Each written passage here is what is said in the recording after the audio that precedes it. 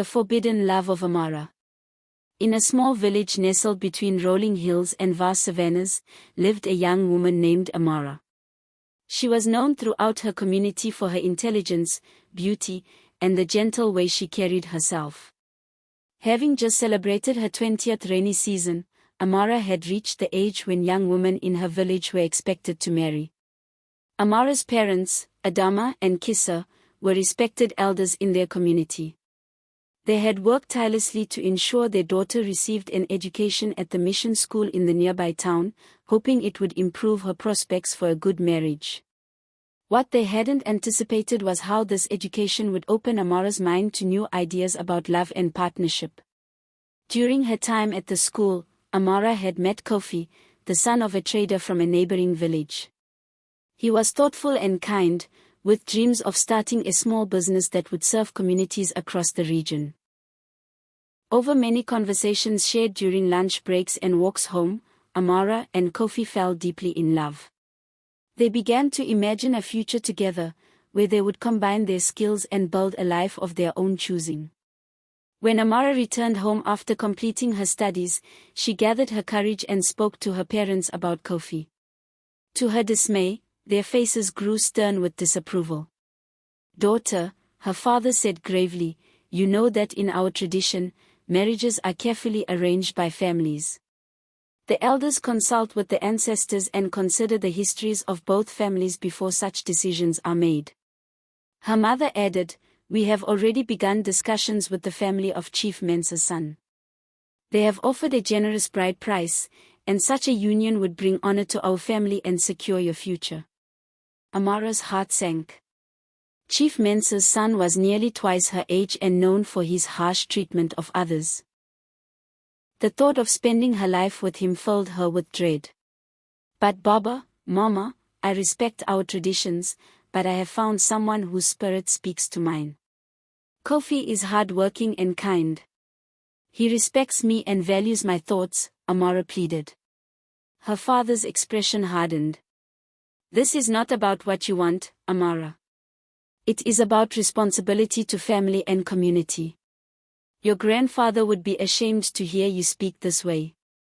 For weeks, Amara tried to change her parents' minds. She enlisted the help of her aunt, who had always been more understanding of modern ideas. She even arranged for Kofi to visit her family, hoping they would see his good character. But her parents remained unmoved, insisting that the old ways must be respected. As the date of her betrothal ceremony approached, Amara grew increasingly desperate. One evening, as the sun set over the acacia trees, she sat beneath the ancient baobab tree where village elders had made important decisions for generations. There, she encountered her grandmother, Nenaya, who was known for her wisdom. "Child, why do tears stain your cheeks when your wedding approaches?" Nenaya asked. Amara poured out her heart, telling her grandmother about Kofi and her parents' refusal to consider him. Nenaya was silent for a long moment, her weathered hand smoothing her skirts. "In my day, I too was told whom to marry. I did not love your grandfather when we wed, though I grew to care for him deeply over time." Amara's hope began to fade, thinking her grandmother would take her parents' side.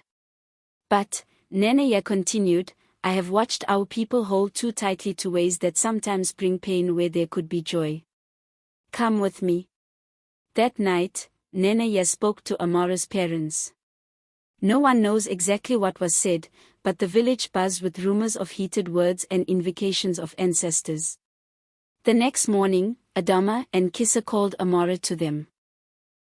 "We have thought deeply about this matter," her father said, his voice solemn but gentler than before. "Nenaya has reminded us that while tradition guides us, it should not imprison us. We will meet with this young man and his family properly." It wasn't an immediate blessing, but it was an opening, a chance for two worlds to meet. The path ahead would not be easy. There would be negotiations between families, ceremonies to honor ancestors while embracing new possibilities, and the challenge of blending old ways with new dreams. As the seasons changed, so too did minds and hearts. When Amara and Kofi finally celebrated their union beneath the same baobab tree where Nenaya had offered her wisdom, it was a ceremony that honored tradition while making space for love freely chosen. And in the stories told around evening fires for generations to come, people spoke of Amara not as one who defied tradition, but as one who helped it grow to embrace new truths without losing its roots. Like a baobab reaching toward the sky while its roots delve ever deeper into African soil.